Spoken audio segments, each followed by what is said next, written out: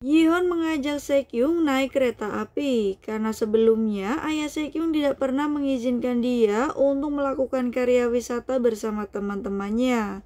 Yihon juga mengobati luka dahi Sekyung. Sekyung kemudian pergi untuk membeli makanan di kereta, tetapi handphonenya tertinggal dan Yihon melihat handphone Sekyung sudah diganti dengan versi 2G. Saat Yihon meletakkan tasnya, dia melihat Jongchul dan juga Dongsu juga berada di kereta yang sama. Dia pun mulai curiga apa sebenarnya yang mereka lakukan.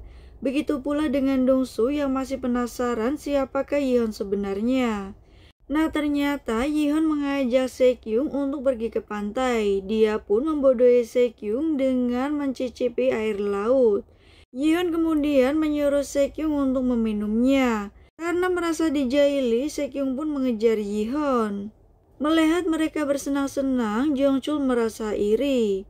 Yihon khawatir Sekyung tidak mempunyai pakaian ganti, akhirnya mereka pun pergi ke pasar. Saat sedang membeli baju, ternyata Jongchul dan juga Dongsu juga mengikuti mereka. Yihon dan juga Sekyung terlihat berkeliling pasar. Selanjutnya, Yihon akan mengajari Sekyung naik sepeda seperti janjinya kala itu. Dari kejauhan, Jongchul dan juga Dongsu terlihat senang ketika Sekyung bisa menaiki sepeda. Setelah malam tiba, Yihon pun pergi ke hotel untuk menginap. Tetapi ternyata mereka tidak diizinkan karena masih di bawah umur. Sekyung terlihat putus asa, tetapi Yihon masih memiliki tempat lain. Mereka pun pergi ke motel, tempat penginapan di mana Dukpal pernah menolong pemiliknya. Nah, awalnya pemilik motel tidak mengizinkan mereka karena masih di bawah umur. Tetapi Yihon mengancamnya dan memberitahu kelemahan fisiknya. Pemilik motel pun tidak berkutik dan mengizinkan mereka berdua untuk bermalam. Kemudian Dongsu datang dan bertanya kepada pemilik motel apakah dia mengenalnya. Tetapi pemilik motel kesal karena Yihon tahu kelemahan fisiknya. Dan sebenarnya hanya Dukpal lah satu-satunya orang yang mengetahui tentang hal tersebut. Saat mereka tiba di kamar, Sekyung mulai penasaran kenapa Yihon bisa mengetahui tentang kakek tersebut. Tetapi Yihon menyangkalnya bahwa dia pernah mendengarnya di suatu tempat. Selain itu, Yihon juga tahu bahwa kamar tersebut tidak kedap suara. Jongchul menduga bahwa Yihon adalah anak Dukpal. Yihon terlihat kembali mengobati luka dahi Sekyung. Sekyung pun bercerita bahwa dia sudah tidak tahan dengan ayahnya lagi dan itu menyebabkan dia depresi. Kemudian Yihon bertanya sejak kapan hal itu terjadi. Ternyata ayah Sekyung sudah mengekangnya sejak dia kecil. Dulu dia pernah bermain dengan temannya dan berebut boneka, namun dia menangis karena tidak bisa merebutnya. Ayahnya pun langsung membakar semua boneka itu karena membuat Sekyung menangis. Nah, saat dia sedang berlari dengan anjingnya, tiba-tiba anjing tersebut terjepit dan meninggal. Sang ayah langsung menyalahkannya dan meminta dia untuk melihat secara langsung. Dan itu membuat Sekyung sangat trauma. Ternyata ayah Sekyung juga memasang kamera tersembunyi di kamarnya yang membuat Sekyung sangat marah. Selain itu, ayahnya juga meminta Jonghoon untuk memata-matainya di sekolah dan memfotonya secara diam-diam. Sekyung marah karena dia juga merupakan anak-anak yang ingin mempunyai kebebasan. Namun sang ayah selalu mengekangnya. Sekyung sangat marah hingga dia membenturkan kepalanya ke tembok. Saat ini dia tidak tahan lagi dengan ayahnya. Setelah mendengar cerita dari Sekyung, Yihon pun berusaha menenangkannya dan mengatakan bahwa semua ini bukanlah salah Sekyung. Hari semakin malam, Sekyung pun tertidur. Yihon kemudian diam-diam mengambil handphone milik Sekyung dan membawanya keluar. Saat dia menyalakan handphone itu, ada panggilan tak terjawab dari ayahnya. Yihon menelpon ayah Sekyung dan memintanya untuk memberi Sekyung waktu. Tetapi ayah Sekyung marah dan meminta Sekyung untuk segera pulang. Namun Yihon tidak mau dan itu membuat ayah Sekyung marah hingga membanting handphonenya. Pagi pun tiba, Jongchul menerima telepon dari seseorang. Ternyata Yihon menelponnya dan meminta bertemu di lantai 2. Jongchul bingung karena seperti mendapat perintah dari Dukpal. Mereka pun buru-buru pergi dan ternyata mendapati Yihon sedang menunggunya. Karena kesal, Jongchul pun meminta Yihon untuk melakukan tes DNA apakah Yihon adalah anak Dukpal. Untuk meyakinkan mereka, Yihon kembali membahas tentang latar belakang keluarga Jongchul. Mendengar semua informasi yang dikatakan Yihon benar, Jongchul terlihat tidak bisa berkata-kata. Begitu pula dengan Dongsu, dia pun menjelaskan semua latar belakang keluarganya hingga dia bisa bergabung dengan geng Chilsung. Dan itu sangat tepat seperti yang mereka alami. Jongchul semakin yakin bahwa Yihon adalah putra Dukpal. Yihon pun mulai berpikir bahwa akan lebih masuk akal kalau dia berperan sebagai putra Dukpal. Jongchul dan juga Dongsu sangat terharu. Yihon pun kaget saat supirnya datang membawakan makanan dan juga baju sekolah. Akhirnya mereka bertiga makan bersama. Saat Sekyung datang, dia terlihat sangat bingung karena Yihon bersama dua orang gangster.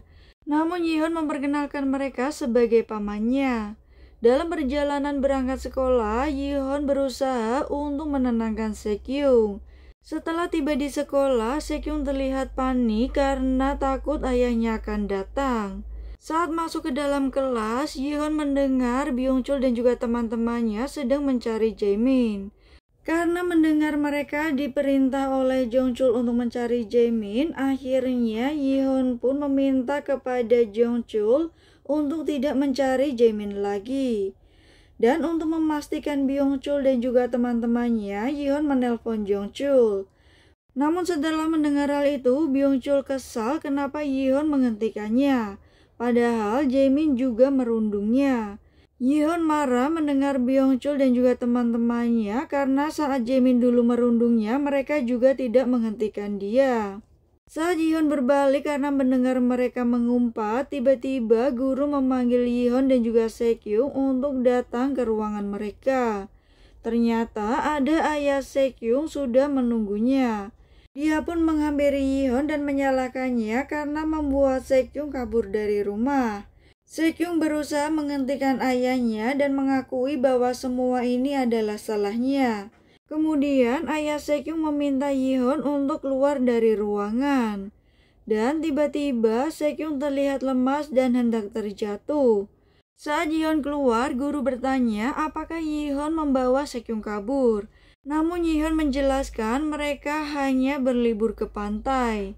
Saat ayahnya mulai marah, Sekyung tidak bisa mengendalikan dirinya dan pingsan. Guru pun meminta ayah Sekyung membawanya ke rumah sakit.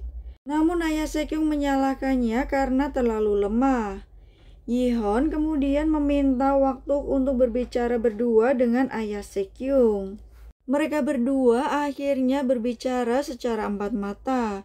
Yihon memberitahu bahwa ayah Sekyung terlalu mengekangnya dan itu membuat Sekyung depresi. Dia juga meminta ayah Sekyung untuk melakukan introspeksi diri. Karena Sekyung juga pernah mencoba untuk mengakhiri hidupnya.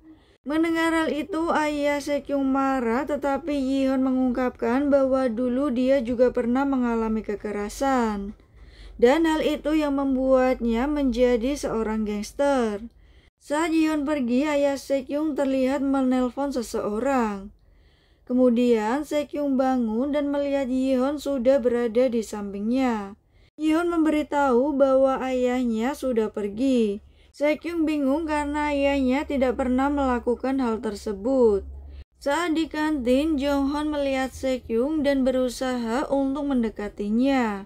Tetapi Sekyung sudah tahu semua yang dilakukan oleh Jonghon.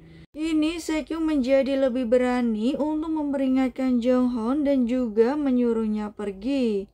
Hal itu membuat Jonghon malu dan kemudian pergi meninggalkan mereka berdua. Sekyung senang karena bisa melakukannya.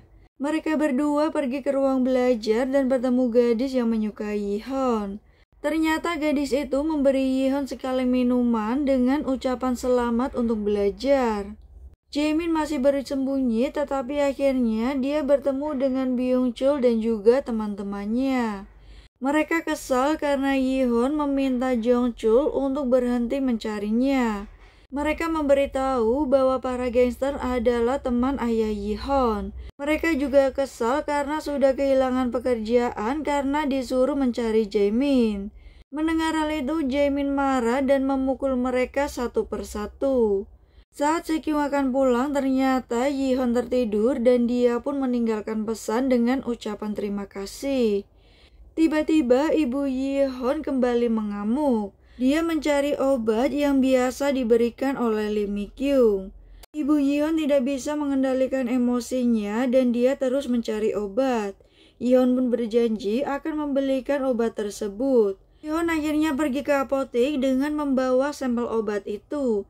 Ternyata petugas apotek memberitahu bahwa itu obat yang sangat kuat. Dosis dari obat tersebut terlalu tinggi dan bisa membuat penggunanya kecanduan. Yi-hon akhirnya menelpon Dong-su dan memintanya bertemu dengan Lee Mi-kyung. Dia memberitahu apa yang terjadi pada ibunya dan akan menghukum Lee Mi-kyung sendiri. Setelah mendengar apa yang terjadi kepada ibu Yi-hon, Dong-su dan juga Jong-chul terlihat kesal. Mereka bingung apa yang harus dilakukan kepada Lee Mi-kyung. Namun tiba-tiba Lee Mi-kyung datang. Dong-su kemudian memberitahunya bahwa dia sudah tidak bisa lagi untuk membantunya. Dia berencana untuk mengembalikan semua uang Lee Mi-kyung yang digunakan untuk mengoperasi bos Chil-sung. Dong-su juga mengatakan bahwa dia akan melindungi keponakannya. Tentu saja Lee Mi-kyung sangat kesal karena menduga bahwa keponakannya tersebut adalah Song Yi-hon. Tetapi kini Dong-su sudah tidak takut dengan Lee Mi-kyung dan kembali untuk memperingatkannya. Lee Mi-kyung marah dan hendak memukul Dong-su, tetapi akhirnya dia pun diseret keluar. Saat akan pergi, Lee Mi-kyung melihat Byung-chul dan juga teman-temannya yang akan melaporkan geng Dong-su ke kantor polisi. Dia pun menghampiri mereka dan bertanya siapakah teman sekelas dari Song Yi-hon. Keesokan harinya saat Yi-hon masuk kelas, semua teman-teman melihatnya. Dan ternyata Yi-hon difitnah bahwa dia membawa Se-kyung kabur dan juga memukulinya. Ternyata Yi-hon dilaporkan kepada komite sekolah dan semua itu adalah perbuatan ayah Se-kyung. Dia membuat Yi-hon menjadi anak yang nakal dan juga terlihat buruk. Dia menghasut kepada komite sekolah untuk menghukum Yi-hon. Di saat bersamaan, Yi-hon mendapat telepon dari kantor polisi yang menyatakan bahwa dia telah melakukan kekerasan. Tentu saja ini adalah perbuatan dari Lee Mi-kyung. Yi-hon tidak takut dan akan melawan semuanya. Nah, inilah ending dari episode ke-6.